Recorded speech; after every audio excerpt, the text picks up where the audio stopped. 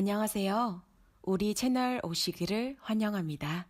남들은 퇴직을 준비할 나이에 꿈을 이루고자 대학원에 진학한 40대 여성이에요. 얼마 전 읽은 책에 이런 글귀가 적혀 있더라고요. 과거의 잘못을 단죄하지 않는 것은 미래의 범죄에 용기를 주는 것이다. 이 글귀를 읽고 저는 용기를 얻었어요. 내 인생을 날로 집어먹은 한 인간에게 처절한 복수를 할 용기를 말이죠. 한때는 저에게도 청운의 꿈을 안고 야심차게 유학길에 올랐던 시절이 있었어요. 교수가 되겠다는 꿈이 있었거든요.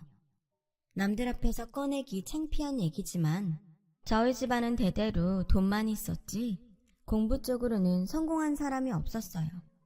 집안을 통틀어 그 흔한 사단대 대학을 나온 사람이 저밖에 없을 정도로요. 그런 집안에서 명문대에 입학한 저는 별종이자 가문의 영광이었어요.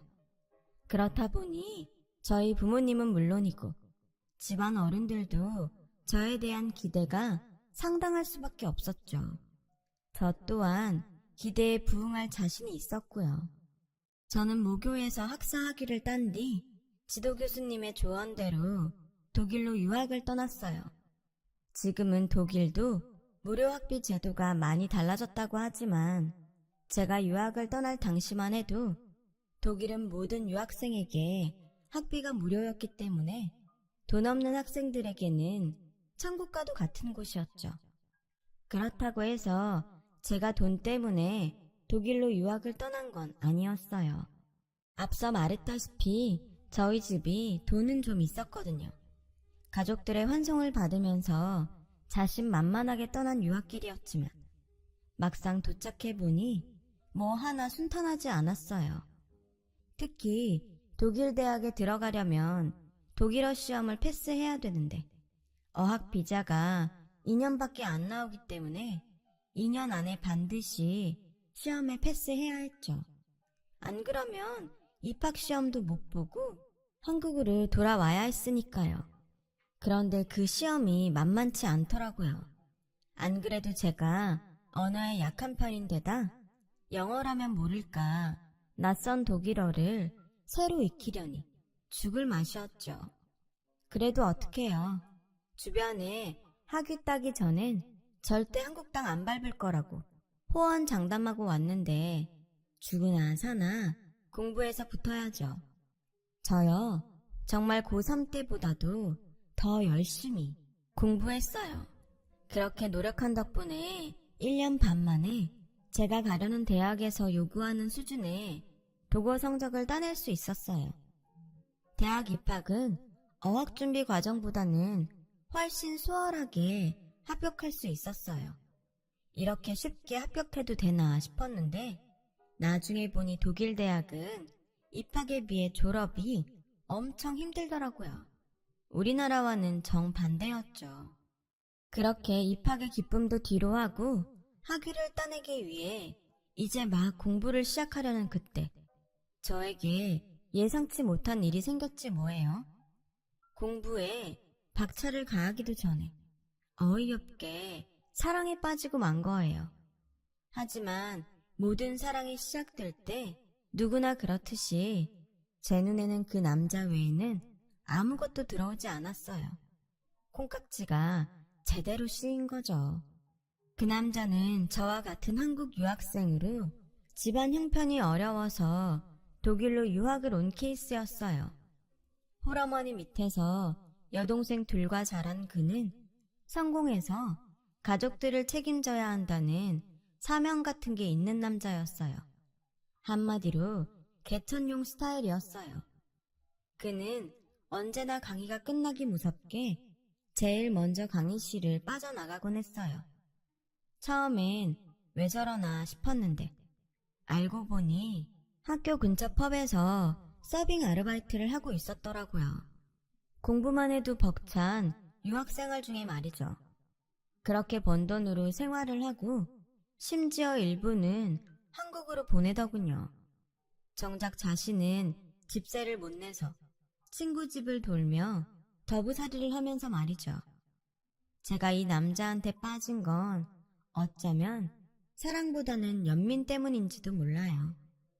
이 남자를 볼 때마다 가슴이 찡한 게 구제해주고 싶었거든요. 당시 학생들은 기숙사 생활을 하거나 쉐어룸을 구해 살았는데 저 역시 스페인에서 온 유학생과 쉐어룸에서 살고 있었죠.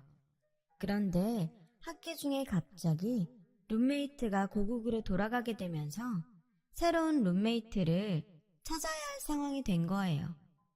저는 당장 남자를 찾아가 공짜 빈방이 생겼다고 거짓말을 했어요. 스페인으로 돌아간 룸메이트가 이미 반년치 반값을 내고 갔다고 말이죠. 사실 너무 엉성한 거짓말이었지만 궁한 상황이었던 그는 제 말에 따라 저희 집으로 들어와 살게 되었어요.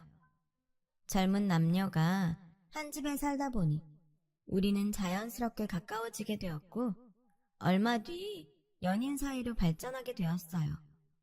사귀고부터는 집세며 생활비를 저희 집에서 보내준 돈으로 해결했고요. 한창 젊었던 우리는 열렬한 연애를 했고 그러는 와중에 덜컥 아이가 생긴 거예요. 제 임신 소식에 저희 집에서는 당연히 난리가 났죠. 기껏 교수 만들려고 유학 보내놨더니 하필 쥐뿔도 없는 남자를 만나서 날개도 못 펴보고 꺾이게 됐다고 말이죠. 하지만 그때는 남편한테 빠져있던 때라 부모님이 뭐라고 하시든 제 귀에는 안 들어왔어요. 남편 역시 어머님께 저의 임신 사실을 알렸는데 시댁 쪽에서는 꽤 반기는 눈치더라고요. 아무래도 처가가 꽤 사는 집이니 적어도 돈 걱정은 덜게 됐다 싶었나 봐요. 게다가 타국에서 지내는 아들을 챙겨줄 여자가 생겼으니 더 그랬을 테고요. 아무튼 그렇게 우리는 부부가 되었어요. 처음엔 유학이고 뭐고 당장 돌아오라던 아빠는 그래도 자식이라고 꼬박꼬박 생활비도 붙여주셨고 임신한 딸이 혹여 제대로 못 먹고 지낼까봐 매달 한식 재료도 잔뜩 붙여주셨죠. 덕분에 저는 삼시세끼 한식을 먹어가며 무사히 아이를 낳을 수 있었어요. 그렇게 아이까지 낳고 보니 어느새 제 꿈은 저 멀리 날아가 버리더군요. 그래서 이왕 이렇게 된 거 남편이라도 반드시 교수를 만들어야겠다는 새로운 꿈을 갖게 되었죠. 책임감이 강했던 남편은 저희 친정에서 보내주는 돈으로 사는 게 미안했던지 학업과 아르바이트를 병행했어요. 아무래도 아이가 있다 보니 돈 들어갈 때가 많았거든요. 틈틈이 번역 일도 하고 방학 때는 한국 관광객들을 차에 태우고 다니며 관광 가이드 노릇도 했어요. 제 남편이지만 정말 의지 하나는 어디서도 빠지지 않을 남자다 싶었죠. 그리고 드디어 남편이 박사학위를 따게 되었고 우리 부부는 한국으로 돌아갈 준비를 하고 있었어요. 그러던 어느 날이었죠. 남편이 누군가 통화를 하고 있었는데 통화를 하는 내내 꽤 심각한 표정으로 한숨을 푹푹 내쉬더군요. 통화를 마친 남편한테 누구랑 통화를 했냐고 물으니 어머님이라고 하더군요. 그래서 집에 무슨 일 있냐고 물었죠. 그랬더니 남편은 대뜸 여보, 우리 귀국을 좀 미루면 안 될까? 당장 한국으로 돌아간다고 해도 강의 자리가 바로 나는 것도 아니고 보나마나 생활하기도 버거울 텐데 비자 기간도 남았으니까 1년만 더 살자. 솔직히 저는 당장 한국으로 돌아가고 싶었지만 남편이 이런 부탁을 하는 데는 그럴 만한 이유가 있을 거란 생각에 한국행을 고집할 수만은 없었어요. 그래서 이유를 물었어요. 그랬더니 남편이 그러더군요. 유학생활도 처가 도움받아 했는데 한국에 정착하면서도 처가에 손을 벌리는 게 솔직히 너무 창피해서 그래. 어머니도 장인어른 볼 낯이 없다시고 여기서 1년 동안 바짝 벌어서 월세집 보증금이라도 만들면 안 될까? 그래, 당신 뜻이 그러면 그렇게 하자. 남편 체면이 달린 일이라 결국 저는 남편 뜻에 따르기로 했어요. 그렇게 동일 생활을 1년 연장한 우리 부부는 닥치는 대로 일을 해서 돈을 모으기 시작했어요. 그리고 얼추 월세 보증금 정도를 만들 수 있었죠. 사실 그럴 수 있었던 건 남편 몰래 친정 엄마가 매달 보내준 생활비 덕분이었지만요. 그렇게 1년을 더 독일에서 보낸 우리는 다음에 한국으로 돌아갈 수 있었어요. 한국에 돌아와서는 한동안 친정에서 지내다가 월세집을 구해 이사를 했어요. 이때도 친정 부모님께서 남편 몰래 돈을 보태주셨고요. 그렇게 독립을 한 우리 부부는 당장 생활비를 벌어야 했기에 급한 대로 번역 일을 찾아서 했어요. 그러는 중에도 남편은 지도 교수님과 학부 선배들을 찾아다니며 강사 자리를 알아보기도 했고요. 하지만 한 해에 대학에서 배출되는 박사학위 소유자가 몇인데 자리가 쉽게 나겠어요. 한 1년간은 농부가 씨 뿌리는 심정으로 결혼식장과 장례식장을 쫓아다니며 교수님과 선배들한테 얼굴 도장 찍기에 바빴죠. 그렇게 시간과 돈을 들인 덕에 남편은 경기권에 있는 대학에 시간 강사로 나가게 되었어요. 하지만 강단에 서게 됐다는 기쁨도 잠시, 통장에 찍힌 월급을 보고는 좌절하지 않을 수 없었죠. 이건 뭐 패스트푸드점 알바생보다 못한 벌이었으니까요. 거기다 경기권이라 차를 끌고 다녀야 해서 유류비도 장난이 아니었거든요. 그래서 저는 친정 부모님께 아이를 맡기고는 본격적으로 구직에 나섰죠. 안 되면 설거지 알바라도 할 생각으로요. 엄마는 그러지 말고 남편이 전임자리 얻을 때까지 아빠 도움을 받으라고 하셨지만 벼룩도 낯짝이 있지. 우리 부부 유학생활도 부모님 도움으로 했는데 더는 낯뜨거워서 손 못 벌리겠더라고요. 그러던 차에 선배가 하는 학원에 강사 자리가 났다고 해서 저는 당장 출근을 하기로 했어요. 제가 학원에 나가는 시간에는 남편과 친정엄마가 번갈아 아이를 봐주었어요.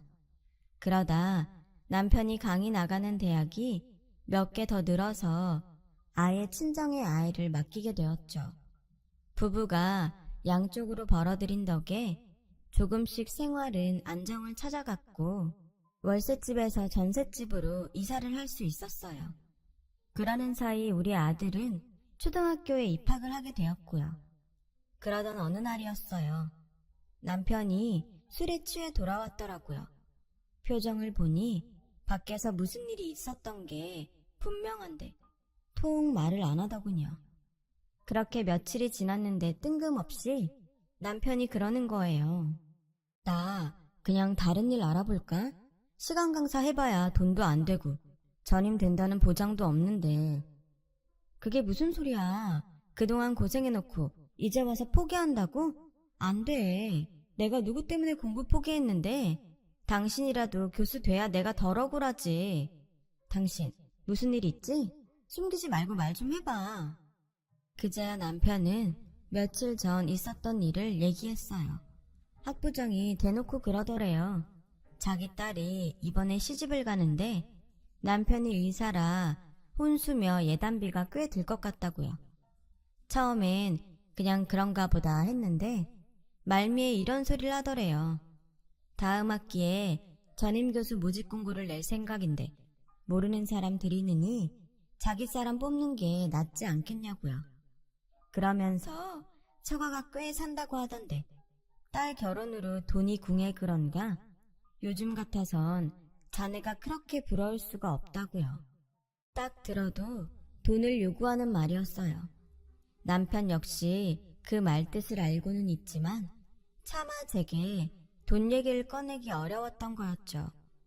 그 돈 내가 만들어줄게. 오늘 가서 학부장한테 정확히 얼마가 필요한지 물어보고 나한테 전화해. 내가 무슨 수를 써서라도 그 돈 꼭 마련할 테니까. 알았지? 말은 이렇게 했지만 사실 저라고 돈 구할 방법이 있는 건 아니었어요.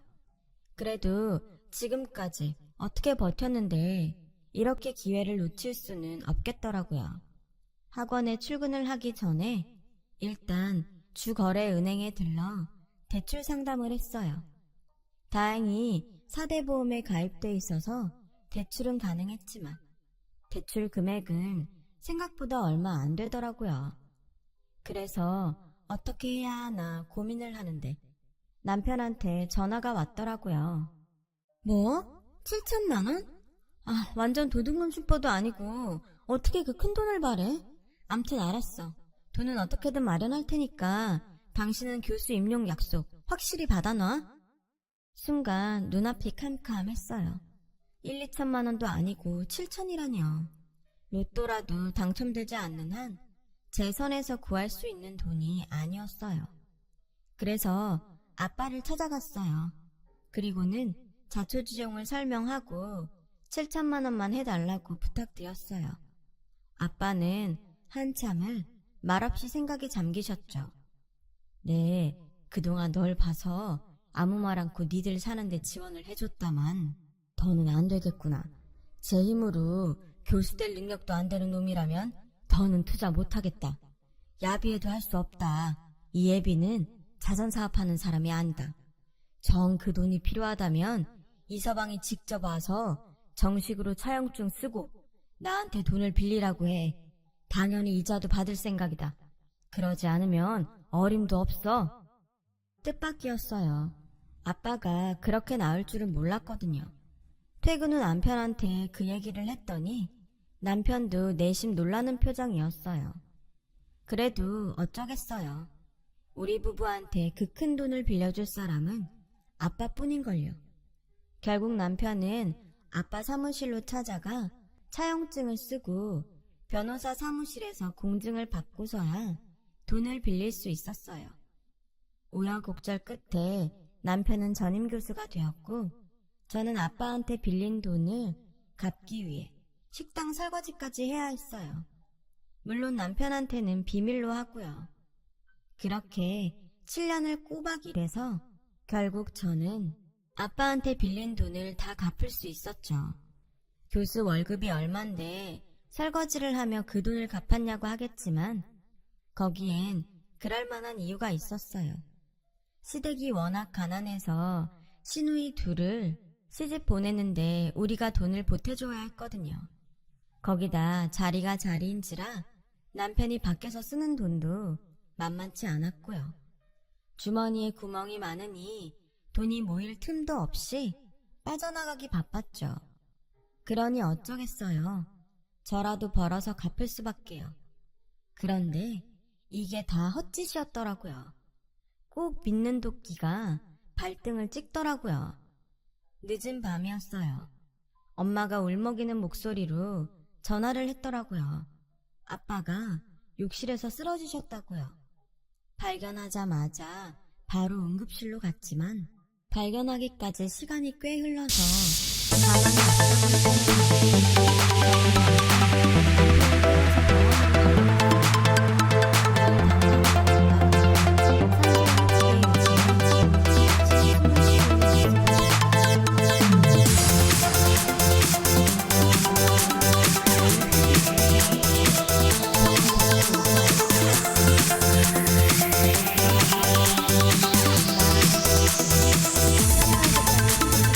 Remix.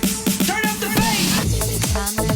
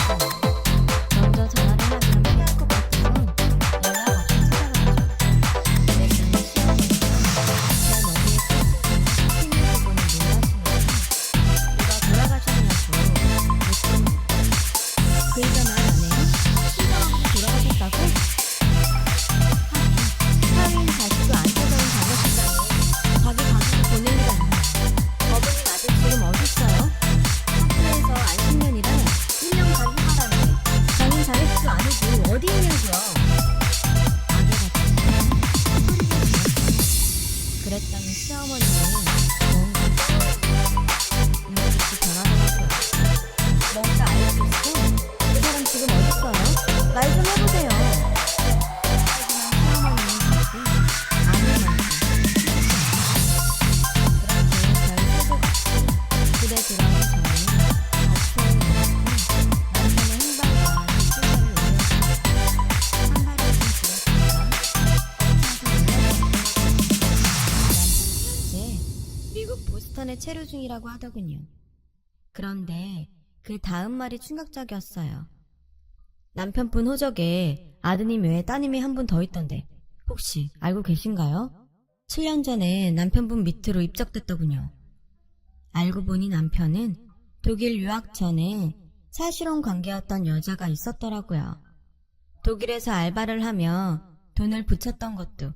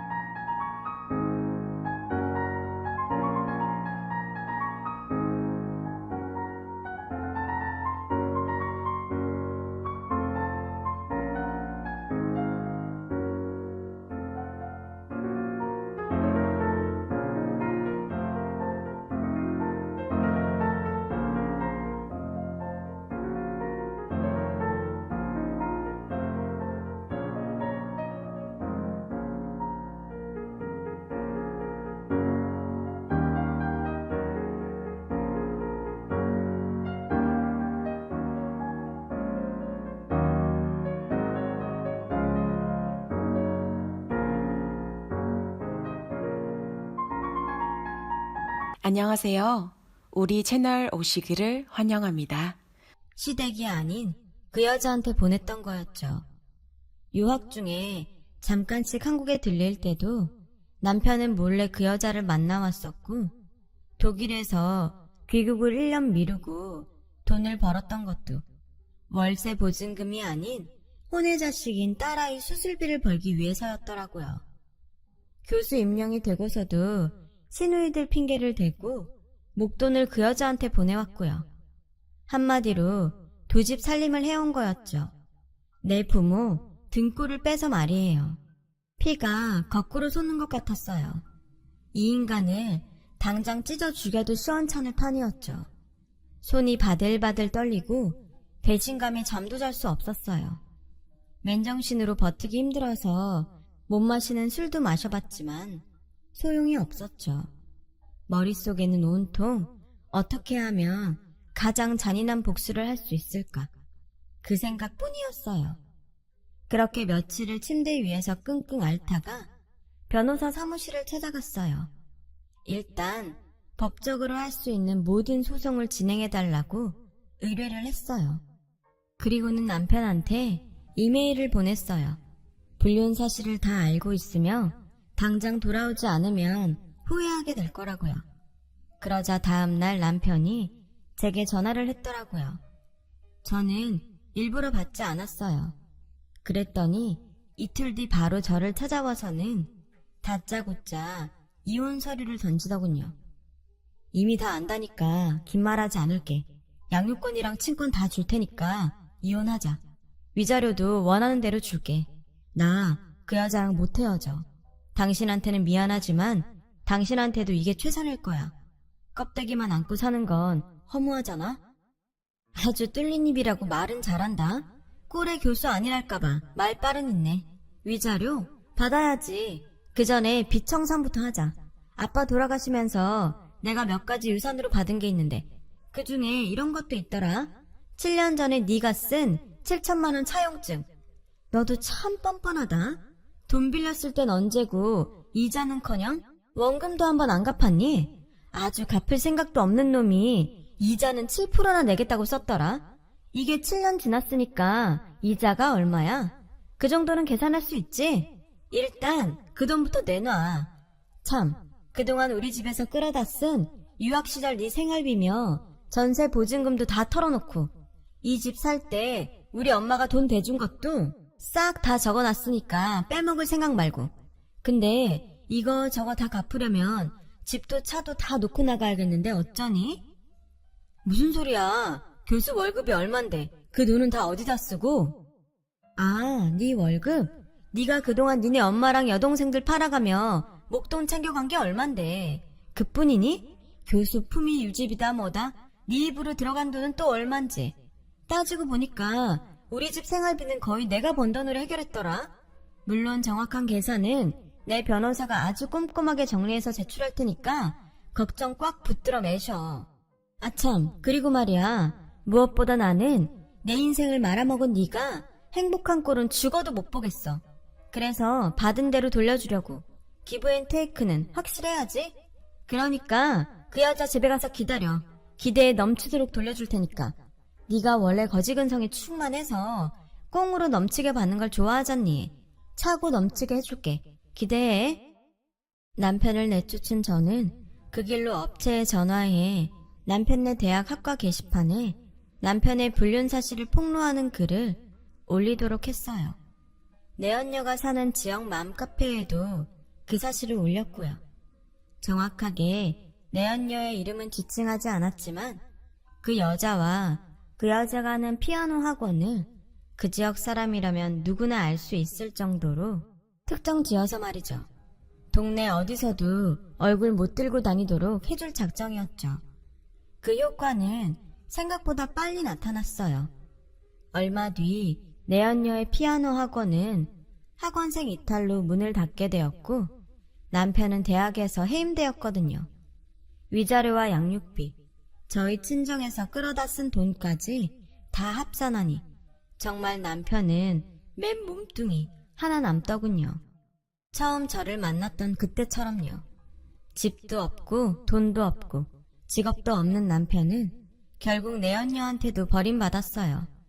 그렇게 죽고 못 살더니 그들의 사랑은 고작 그 정도더라고요. 이혼을 한 저는 집을 전세 놓고 아들을 데리고 친정으로 들어갔어요. 그리고 얼마 전 모교 대학원에 진학해 석사과정을 밟고 있어요. 이제 와서 교수가 되겠다는 건 아니지만 적어도 후회를 남기고 싶지 않아서요. 그런 제 결정을 누구보다 지지해주는 건 제 아들이에요. 앞으로 남은 인생은 누구누구의 엄마가 아닌 멋진 여자로 살기를 바란다나요? 비록 남자 보는 눈은 없었지만 제가 아들 하나는 기가 막히게 낳은 것 같아요. 그래서 앞으로는 아들 앞에 부끄럽지 않게 당당한 여자로 살 생각입니다. 지금까지 제 사연을 들어주셔서 감사드려요. 당당한 삶을 즐겁게 살아가시기를 진심으로 바랍니다.